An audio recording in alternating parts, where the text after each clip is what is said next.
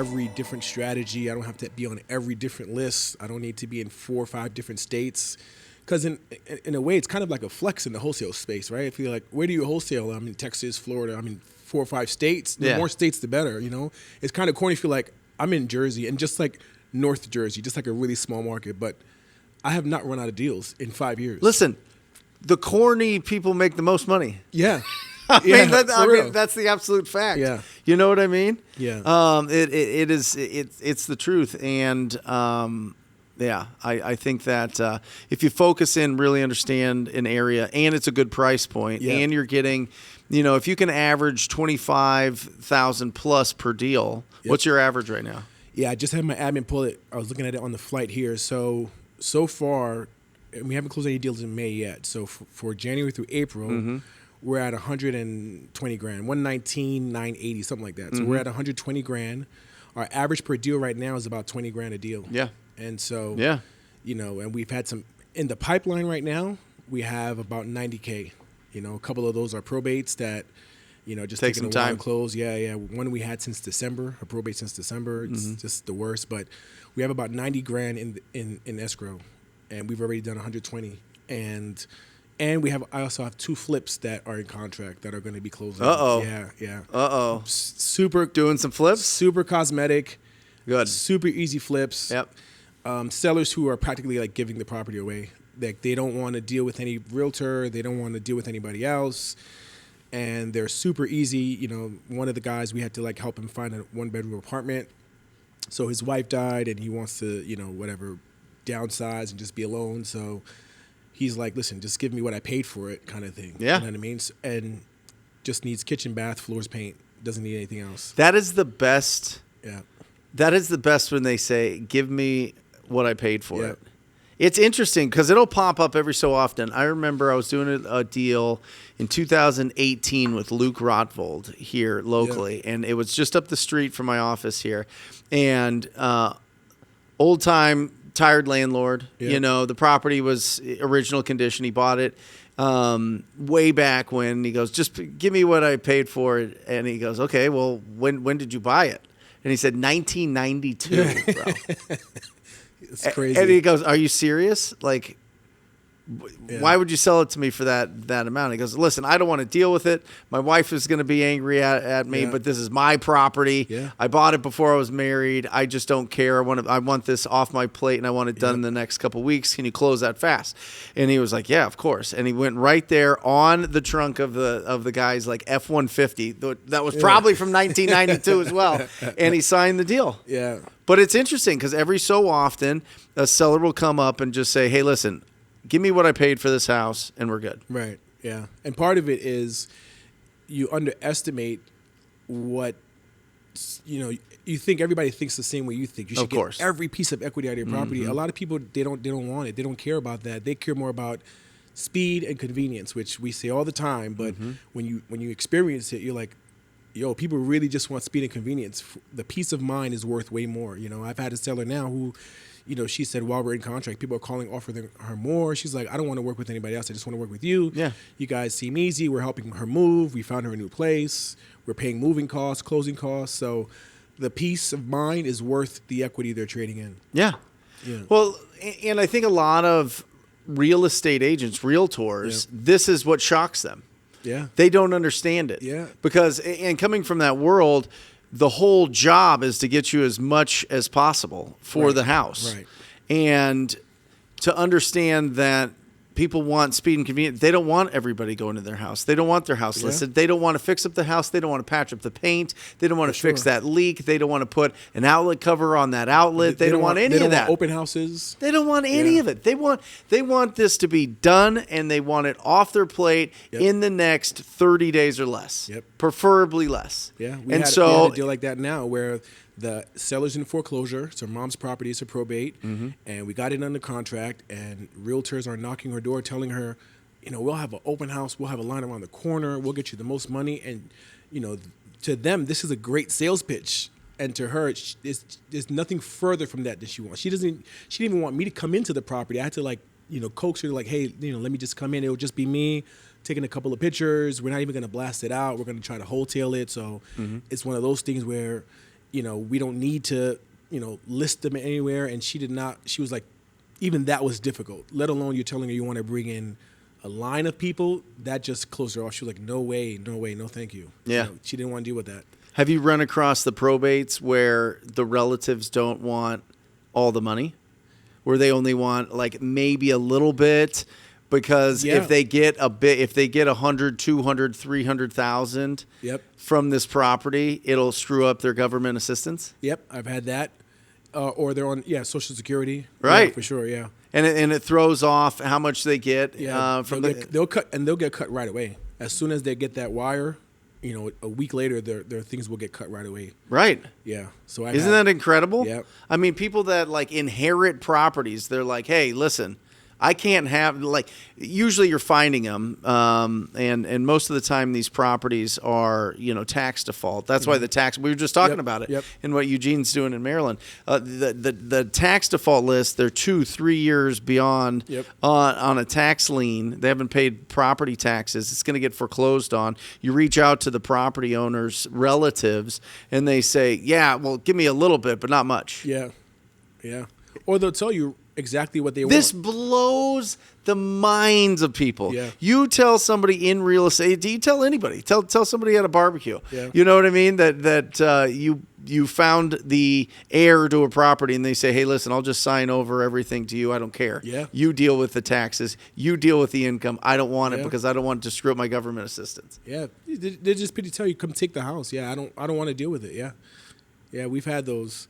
And it's not like we've had those like once in a blue. These are like regular deals. These are like the deals that we do all the time. All the time. Yeah. Yeah. Ralph Germain from New Jersey. Well, I'm from New York. Yeah, from New York, living in New Jersey now. I always say that when I'm driving, when people are driving goofy, I'm just like, listen, don't let the plates fool you. I'm from New York, so I'm just zipping through traffic. Yeah. And you're living for free right now in your place. Yeah. Little house hack Yep. situation. So explain that to everybody listening. Which I only could have done that with wholesaling. Right. Like I was thinking about, I saw Jerry Norton the other day of one of his videos. It was like, I don't remember what the video was about, but he said something that just like resonated like a gong. It was like a gut punch when he said it. He said, and it was just like random. It wasn't even part of his video. He said wholesaling saved him from poverty. Mm-hmm. And when I heard that, it was just like a gong. It was because that's my situation, and I wasn't like poor, but I was like the working class poor. You were a teacher. Yeah. Well, I was a director at a high school. Got it. So you never taught? So I never taught. Got it. I applied for teaching, but again, where I was, it was like I was making $75,000 a year, which at the time was like, oh, this is good. I have a bachelor's degree. I don't have a graduate level degree. And I had just hit the ceiling where if I want to make more, I would have to spend $25,000 and 2 years of school to probably make like 10, 15K more, which when you think about that compared to like wholesaling, it's like laughable, which, not downing education, but that's just the reality. And, so I was the working class poor. I always say I had, some people have extra money left over at the end of the month. I had extra month left over at the end of my money. Mm-hmm. And I DJ'd part-time to like make ends meet, yeah. What, like weddings and parties? I started doing weddings towards the end, but I'm telling you, like bars and restaurants, happy hours, brunches. Because I used to DJ in college, and then, when times get tough, I'm like, well, let me tap back into that. And so, I was working class poor until, I got laid off. And then I was like really broke, and then I found wholesaling, and the same thing that Jerry said was the truth. Wholesaling not only like put me back on my feet, but like opened up doors. I own rental property with a business partner in Ohio. We bought multiple properties there. We have a house hack now that we live in. That we're basically what a house hack is you buy a property with multiple units in it, and you live in one unit and then rent out the other units, and ideally the other units' rents are paying all of your bills. So you're basically living rent free. So when you say wholesaling, the only way that you could have done that is through wholesaling. What does that mean?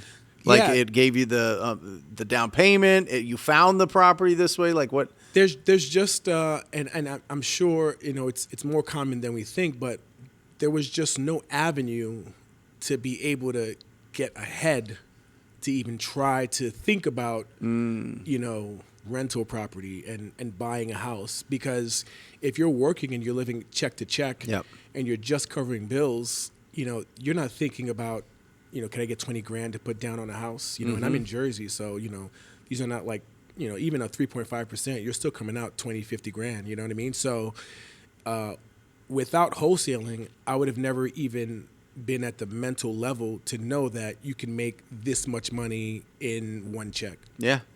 And, one of the things that I think I do, you probably do the same thing too, is when you think about an expense or something that's coming up, like, my youngest one, we're looking at Montessori for her, and it's 29 grand for the year, really nice school.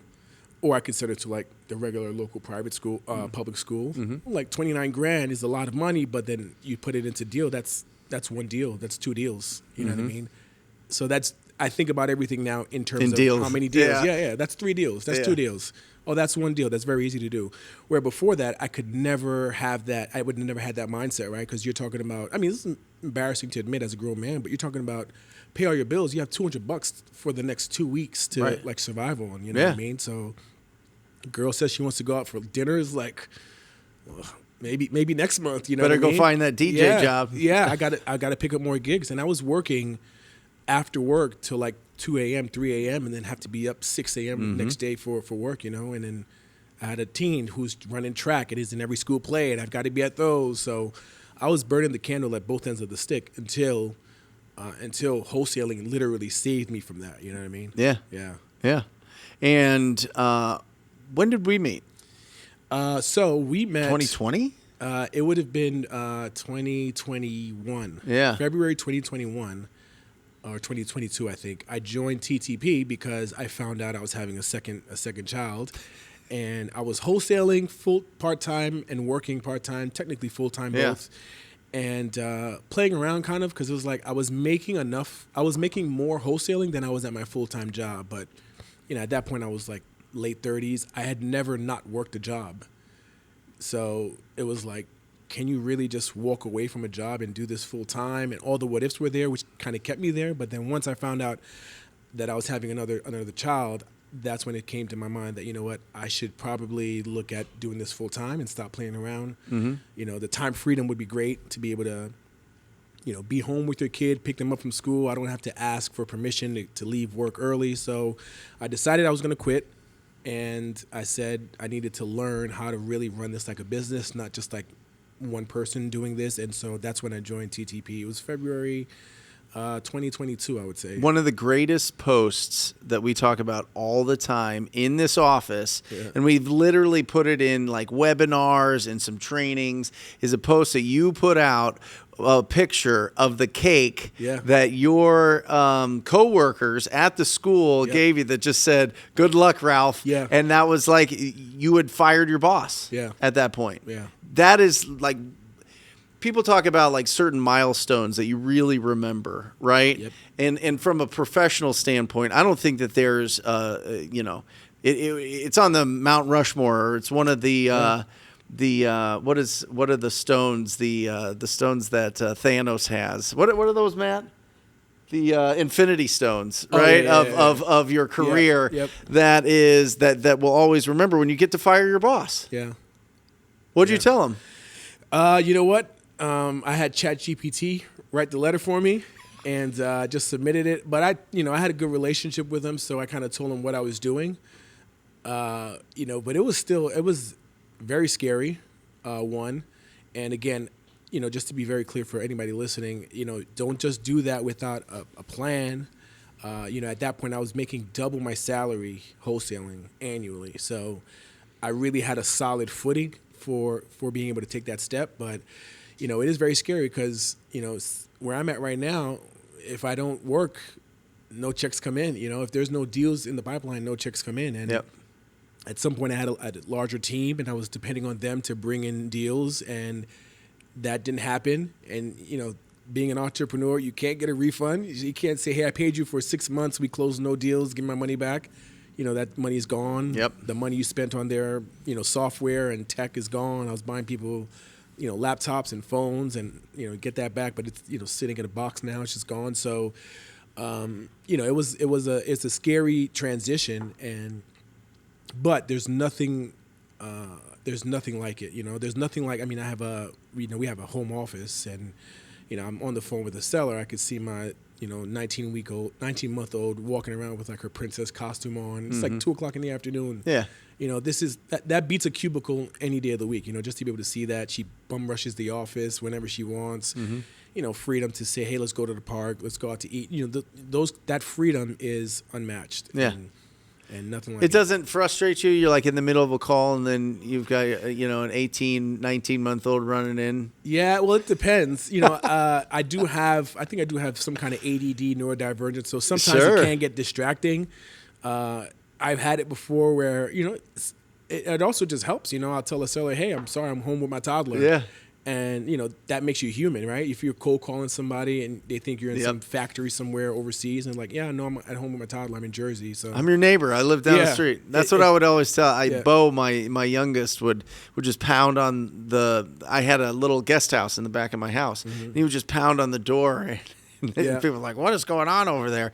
And he'd scream and yell. And, he's a very loud child. But it's like, oh, that's my 2-year-old, he's just going crazy outside. Yeah. I just live down the street, and they're like, oh, I have kids and blah, blah, blah. You know what I mean? It opens up a real conversation, right? They have grandkids. I think it's important for your kids to see you work, too. Yep. Yeah. When you're providing value, that's what this is. That's what all businesses are, is providing some sort of product or service to the marketplace, and letting your kids see that is phenomenal. Yeah. And it's personal growth. They're seeing you grow. For sure. I hired my oldest, my teen, which she doesn't work as much as she should, but she has a job, and she, she memorized. She's heard my script for the past 4 or 5 years. So if I brought her here, she could memorize. She could spit out the whole script right now by just hearing it. She never read it. She's never been on a cold call, but hearing it over and over again, she's memorized it, right? So she's going to grow up and know what sales is like. She's not going to be afraid of like talking to people in sales, but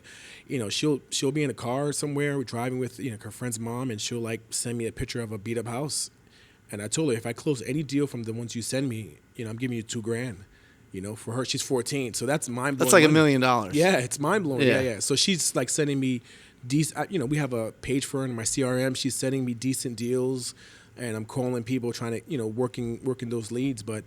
That's for her. She's already has the eye. She can identify a beat up property. When she's around, that's what she's looking at. And she's 14. So well, and it's amazing. I remember when I had done my first deal. I was door knocking all the houses just as a realtor, trying to find deals for investors in Arcadia, just a few miles east of here, and.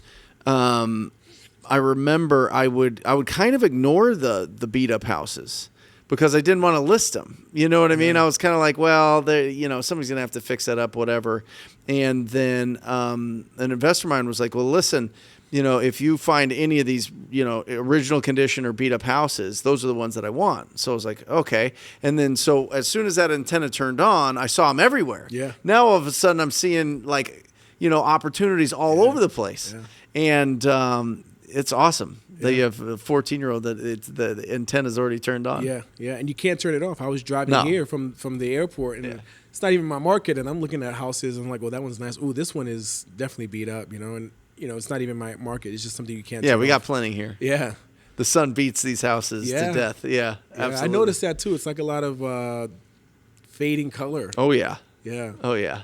Yeah. That's insane. We crank up the heat. Yeah. You walk out and get cremated here in July. Yeah. It's not too bad right now. So how are you finding deals in 2025? All right. So I've made every mistake. I've done like every marketing strategy just about, with the exception of PPL. Yeah. But I'm sorry, with PPC. PPC, yeah. Mm-hmm. But I've done, PPL. I've done texting, cold calling. For us right now, what's working for us is cold calling, direct mail, and on market. And the on market is just like gravy. It's like icing on the cake. It keeps our cost per deal low because it's a free marketing source, right? So we're not spending a ton of money besides like, operation costs, right? Like, phone numbers and my admin post, she'll go through the listings and then just like set up my act to call certain properties. So that's the most we're spending, and we're getting great deals on market, 20, 30K deals on market. So let's talk about that. So what properties do you go after for on market? So single family flips, and then Jersey is big on multifamilies as well. So a lot of people are looking for rentals because you get good rents and the appreciation is bonkers. And house hack. Yeah, and you can house hack for sure. So. See, the nice thing that I like about going after like a duplex or a triplex or a quad is it's desirable in all of the ranges of cash buyers, from fix and flippers to people that want to live in it and do the house hack like you're doing. But also, it's also people that, they're like, oh, well, my parents are getting older and I'm going to have to take care of them and they can live in a unit and feel like, they have their own space and I can live here. And then the kids, if they need to play, it's really popular. Yeah. So you're going for all those. There is a market for people that buy 3 families. Oh, yeah. Completely renovate them and then just list them for sale. They fix and flip those as well. Mm-hmm. And on the other side, there's a lot of distress there because, Jersey is a tenant-friendly state, so you do get a lot of squatters that, sellers are just like, I don't know what to do. And it's like, for us, it's very easy. We'll just offer them $10,000 to leave. So you get onto your MLS. Yeah. You get on, and what do you look for? So very specific criteria. And over the years, we've tried to, tweak a little bit. And we just always come back to, waste time. This is what works. Mm-hmm. We look for 37 days or more on market. Mm-hmm. So a month and a week. Most cities in our area, average days on market is, 40 days, 45 days from list to close. Yeah. So if you're on 37 days and it's active, the realtor's a little nervous, the seller's a little nervous. Realtors, they go on these listing appointments. They tell them, we're going to get you top dollar guaranteed. Mm-hmm. Now it's getting a little shaky, right, for us. So we're looking at 37 days or more. The property needs work. Mm-hmm. And a plus would be if there's some kind of distress factor. So we can kind of pull and see if it's in pre-foreclosure or tax default, if it's also on our probate list, because we buy leads from Micah, U.S. Leads list. So shout out to Micah. But so we look at those 3 things, and if it's available, even if they've listed it for a ridiculous amount. Matter of fact, those are better, to be honest. Sure. But if it's available, we call. We don't look at anything else. We just call the realtor and, hey, saw this property. What could you tell me about it? And that's the same script that I use, my act manager uses, and hear about the property. You just kind of open that conversation up because you'll get the realtors, the realtors that show up with a name badge and they have the card with the headshot on it. So they won't tell you anything about the listing. Tucked in polo. Yep. Khaki pants, exactly, braided belt, so they're not penny loafers. They're not going to tell you. They have the headshot with the hand on the chin kind of thing. They're not going to tell you anything about it over the phone. 2 deals a year. Exactly. They're not going to tell you anything about the deal over the phone. Right. They're going to be very candid. You have to build some rapport. Yeah. For those, if it's a really good deal, we'll go out and see it. If not, we'll just kind of keep following up. Then there's other realtors that would just tell you everything. Listen, my client's a pain. She doesn't want to budge. I've told her before to drop the price. She's gotten offers at this number. She's rejected them. This is what we think it's worth. They'll tell you everything, build some rapport. And then we tell them, listen, we'll send you an offer. It's cash as is. We'll tell them it's hard money as is. They don't have to do anything. There's certain things we offer that realtors are just not used to buyers offering. So we'll offer to pay their closing costs. They don't have to take anything out of the property. They can leave everything behind. We'll move everything. If they have a tenant in the property, they can leave the tenant. We'll take over the tenant. These are things that other, retail buyers are saying, no, I want the property broom swept clean. I want no tenants in there. So when they hear those kind of things, it perks up their ears because now it's added value. I had a deal one time. It was on market, and the only thing stopping them from accepting my offer, which was $50,000 less, was they wanted to make sure that the buyer is going to pay for the CO, which is. That's just customary in all of our wholesale deals. What's the CO? The CO is a certificate of occupancy. So in Jersey, before you sell a property, the township has to come and inspect it and tell you what's wrong with it, and then you have to fix it. Every time? Every time. Every sale? Every sale, yeah. Even off market? Most people don't do it, don't get a CO, so they're kind of operating like the Wild West. But the title companies will allow it? Yeah, it's more of a buyer-seller thing. It's not really a title thing. And what will happen is the township's going to come and tell you, this kitchen needs to be repainted. Paint is chipping. This bathroom is got a hole in the wall. It needs to be fixed. These are things that the flipper is going to do anyway. Mm-hmm. So they'll pay to have the township come and do that. What happens? It's like a free inspection. Yeah. I assume you're paying for it, or somebody. You're paying like $140 for the inspection. But what happens in a normal sale is if you're selling your house and the township comes and says this is not safe to occupy because you have peeling paint, you need to repaint the whole house. Mm-hmm. You have to do that before I can buy it from you. So you're responsible for the CO and the things that need to be fixed. Whereas if you're selling to an investor, we're going to do that stuff anyway. So the seller. It's an added advantage because when they tell you this, and this is wrong with the property, you don't have to worry about fixing it. The township will then give you a temporary CO until you have 6 months to fix it, which by that time we close. That's awesome. The flipper comes in, they'll fix everything. And then when they apply for the regular CO, when they're going to sell it to an end user, all that stuff's already been brand new redone. Yep. So for a lot of sellers, that becomes a point of contention. Sure. Whereas like, I don't want to have the township come and tell me that, the flooring needs to be redone or, the doors aren't whatever incorrect size, the windows don't open. Mm-hmm. Because then I have to go and fix that before I can sell it to a retail buyer. So for us, we say, hey, we'll take care of that. The interesting thing, in a market like this one where it's just boring, it's just a flat market. It's just nothing's going up. It's not crashing. It's not peaking. It's not doing anything. It's just kind of chugging along as it has the last 2 years, really. Last 18 months is agents are starting to loosen up those lips and talk about what is going on. Yeah. Like some of those, if it's a seller's market, it's like, bro, just send me your best offer. Do your best because I got 4 other offers. Yep. Now, like you said, it's day 37, day 40, day 80, and they're still trying to do the I can't tell you anything about this property, just give me your best offer type of thing. Yeah. It just doesn't work. Yeah, for sure. It's the agents that start talking and are getting having real honest conversations with their sellers that are actually going to survive these markets. Yeah.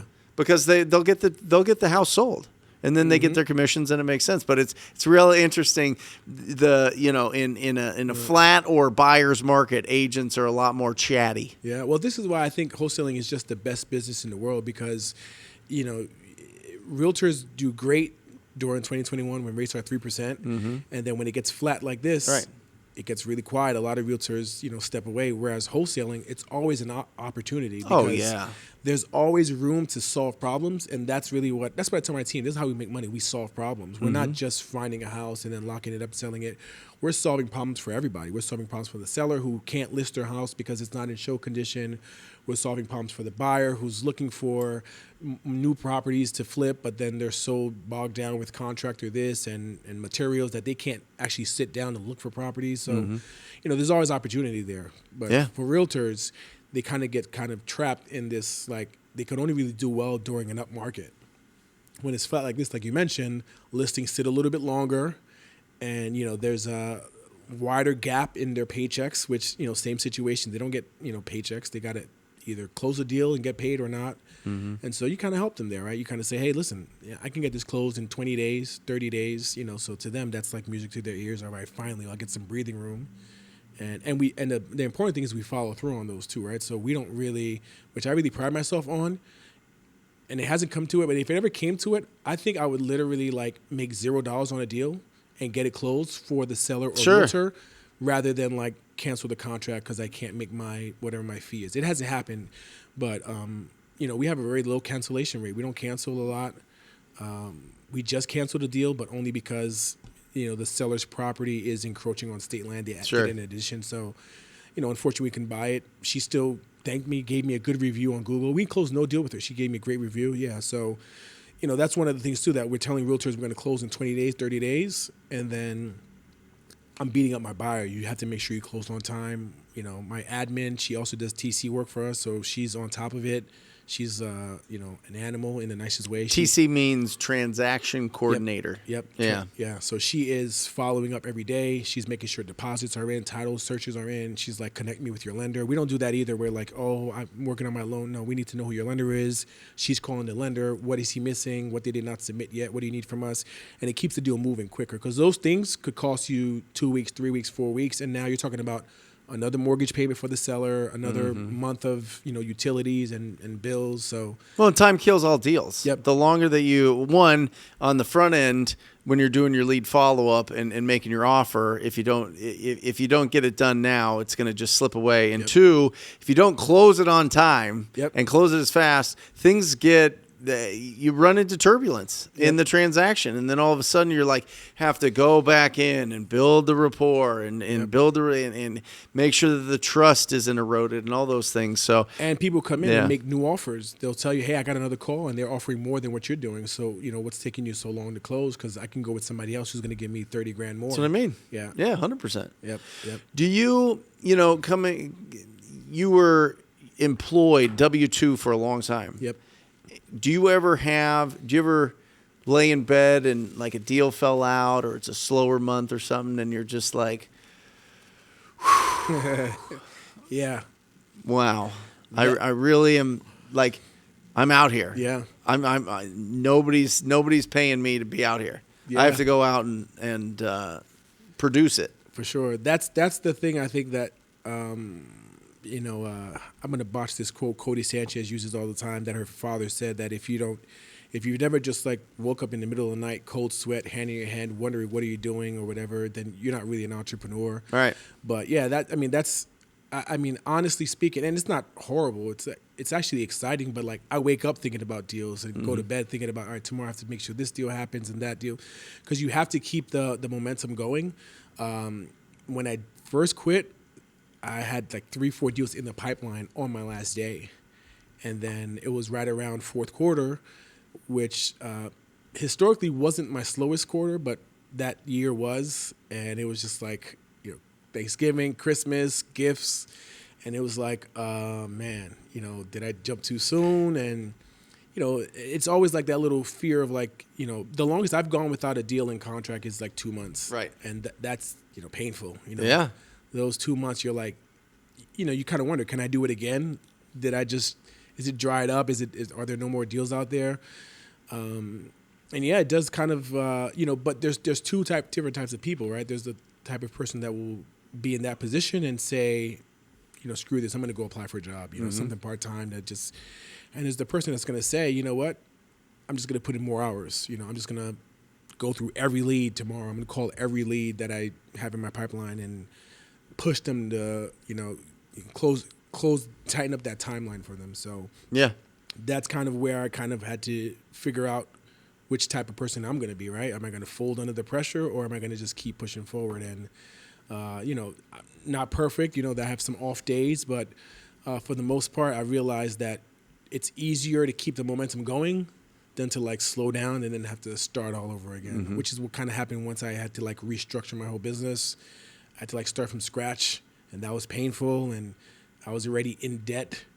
I took out some business credit like a goofball and just spent it on marketing and hiring, and then had to start from scratch again. But the lessons learned there are lifetime, right? Yeah. And that's, I'd pay double that to have this information now and be able to apply it. I'd pay double what I. Yeah, you have to go through that. Yeah. And, I think the saying is, action is the enemy of anxiety, right? Action destroys anxiety. And so the beautiful thing about what we do is we can take massive action every single day. We talk about massive imperfect action, and I just hound on it. And part of it's just to just keep it in my mind, as well as, you can wake up and one conversation turns into 20,000, 30,000, 50,000. One conversation turns everything around. You know what I mean? Yep. And we have that opportunity every day. Yep. If you're making offers on the MLS, if you're cold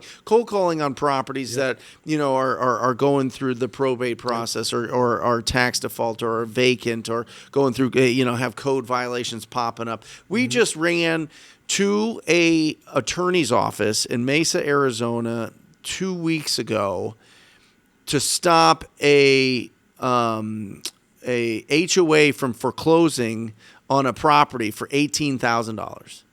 $18,000. These people. So the current owners inherited the property. Mm-hmm. It's in a 55+ community, so the HOA fees they're not playing. Yeah. They're not playing around. Yep. And they hadn't been paid in 3 years. Wow. Right? It's been lis pendens, which means a lawsuit for a year. And so they were like finally going to foreclose like last Wednesday or 2 Wednesdays ago. And we got there Wednesday morning, gave them the check, paid it off, and stopped the foreclosure. Yeah. And it was just, they just didn't open their mail. They didn't open their mail. And then apparently their mail was getting stolen, so they had no idea. And they didn't look at they never looked at the notice that was literally like on their garage door that just was oblivious to them for some reason. It was just like absolutely crazy, right? You paid for that up front. I did. Before closing the deal. Yeah. Yeah. So that's another thing that I love too, is that at certain stage, you're able to do certain things like that. As a new wholesaler, you can do that, right? You can just say, "Oh, I'll pay that for you." You'd have to go out and find the buyer right away who could do it for you. But that's a good thing too, yeah. Well, listen, if I had no money, Ralph, and I would have gone to anybody that I'd met at a RIA or anybody on Instagram or anybody in the Facebook groups and said, "Hey, listen, this is the price that I have this property at. This is what it's worth. They need this amount tomorrow. Do you want to split this deal with me? I can make this happen." Yep. Somebody hopefully would jump at the chance. Of course. A lot of somebody's would, yeah. Right? Yep. But that's that fast. We got the lead the day before. Jeez. We got the lead from pay-per-click. The day before, they're like, "Hey, listen, I think that I'm going to get foreclosed on." Crazy. Yeah. Absolutely crazy.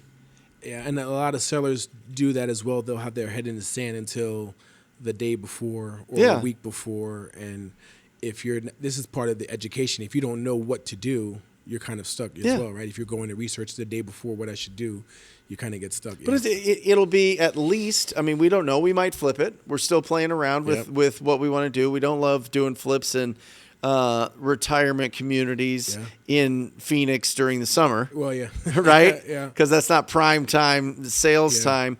So we'll probably just assign it, but we'll make at least 30, if not more, on the deal. And that happened that fast. Yep. That's what's exciting about this business. Yep. And you're right. Wholesaling is the greatest business of all time. The opportunities are they're always out there. And it's just about if you're going to get them or not, and I know the statistic about it's really amazing. Like small businesses, like 95% fail within the first 5 years. And, with wholesaling, if you're not going out there to find the opportunities, that's the only way you're going to fail. Right. This is like one of the only businesses that it's virtually like impossible to fail if you're putting in the effort. You know what I mean? Like if you're putting in the effort, it's just really impossible to fail. And I'm in a market that's we're competitive markets where, there's big wholesaling companies that spend a lot of money on PPC. And I just beat out a huge company on a deal. Funny enough, the seller said she looked at their reviews and they had a couple of bad reviews. And I went on a ton of great reviews. It was like 2 bad reviews. And that just like killed it for them. You know what I mean? And also they were locking it up over the phone. They weren't going in person. So I was at the table with her when she talked about, she was coy about it, then pulled out a card later and said, "Well, they sent me this card and I called them and they offered me this much, but I don't want to work with them. I'm not sure." And it's a big company in my market, If you go to Google and you type in median sale price of your area and it's over 400,000, you better be going on the appointment. Yep. You better go face to face on those appointments, or we will beat you. Every time. Ralph and I will beat you every time. Yeah, and I'm going on the appointment myself. You know what I mean? And if there's anything in my conversation that can like give me an upper hand, I talked to a guy the other day. He was a huge Washington Commanders fan. We set an appointment for like 2 or 3 days from when we first spoke. I just ordered a hat off Amazon. It's like $16. Hey man, I heard you're a Washington Commanders fan. I thought this would be great. You know what I mean? Like those things are just, you can't do that virtually. You know what I mean? You can't build that rapport virtually. Yeah. Yeah. Love it. Yeah. So, how much of your deals come from direct mail versus on market versus cold calling? That's a stat I didn't run. If I had to put a number to it, I would say the bulk of my business is direct mail and cold calling. I'd say like maybe 65% is direct mail cold calling, and out of that, it's probably like really close split as well, because we're kind of doing both. We're cold calling and mailing the same people, so we're not like mailing separate lists. We only mail probates and foreclosures. Got it. Absentee owners, we have some AI lists that we're using as well. We'll just cold call those. We don't really mail them. But when we know for sure, we know that there is a distress factor like inherited property or foreclosure pending, we mail them and call them. And so I'd say like 65% is there, and then like 40, the rest, whatever is that, 45% is, or 35 is on market. Awesome. Yeah. And so again, like that keeps our cost per lead pretty low. Also with realtors, to be honest, there are realtors that are hip to like wholesalers, because of, I guess, really bad wholesalers that have like locked up deals and aren't able to sell them. Well, I've got, it's two things. Yeah. It's two things, Ralph, that have led to regulations in 21 states. Yep. Two things. Because in every single time, in every state, it is a group of realtors that is leading the charge for either getting rid of assignments and or making them all have to be licensed, or other disclosures and other things. And it's fine. I don't care. But it was two things, Ralph. Number one, it was tools that allowed you to send blind offers to on-market deals at mass. All right? And there's a lot of those tools that you can just send. You could click a button and it'll give you a percentage of the list price and send a full-blown offer to those agents. Jeez. And send hundreds a day. And then they get them locked up.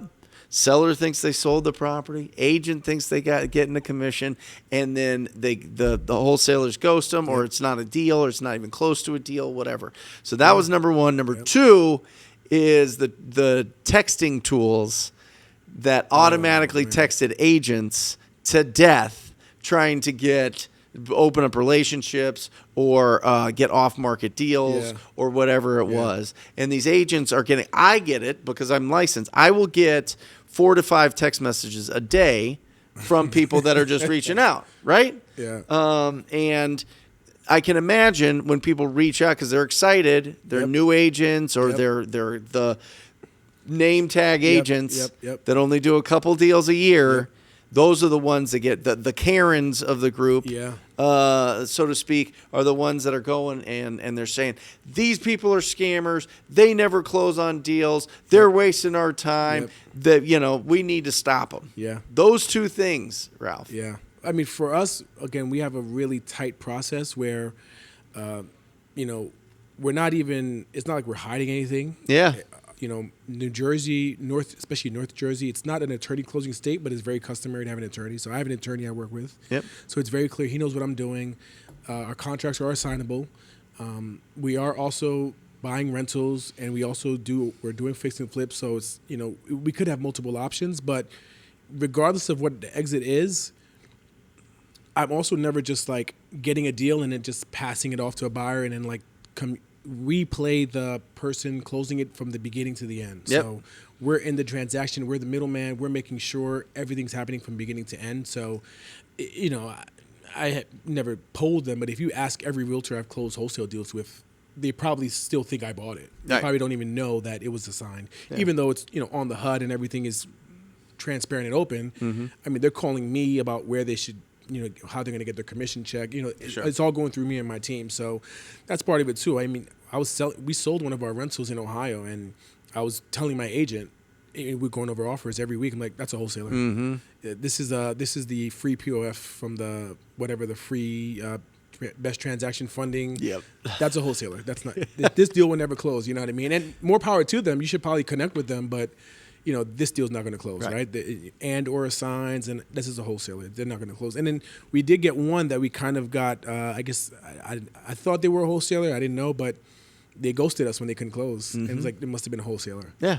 And that's just the bad rap that we get, which is one of the things that's like, I mean, in my market, I'm at every RIA. I speak at a lot of events because I feel like, you know what, I don't have to get paid for these things, but if I could teach people how to do it the right way, 100%, it would just lower the bad reputation that we have of the guy that watched one YouTube video and is now cold calling realtors, you know what I mean? And so that will just completely lower that. It's easy to be a young kid that parents are paying for him to be in Colombia or somewhere in South America. They get a tool that costs $100 to send a bunch of offers to people, get a couple deals, you know, a month, make $20K here and there, live a great lifestyle, and life's good. It just muddies the waters. Yeah. You know, if you're ghosting, if you're not communicating effectively. Yeah. On the other side of that, when you do close a deal, you get these realtors that now want to work with you again. Oh, for sure. And I have realtors that I've closed multiple deals with because, you know, we had a good relationship. We performed on the deal, professional the whole process. And even if they found out, you know, we wholesale every one of those deals, they would still send us deals, you know. Yep. Yeah. Awesome. Ralph, speak to somebody that's just getting started. They haven't done a deal yet. What encouragement, advice would you give them? First thing is subscribe to this channel. Yes. Or podcast, whatever. These are the only things you should be listening to. Yeah. You know, if you're broke, you know, I mean this in the nicest way. If you're broke, you don't have the luxury to be listening to music in the car, or you know, you don't have the luxury to scroll on social media. Your face should be in a book, or you know, ears should be listening to something. And then I think the biggest thing is get around the right people.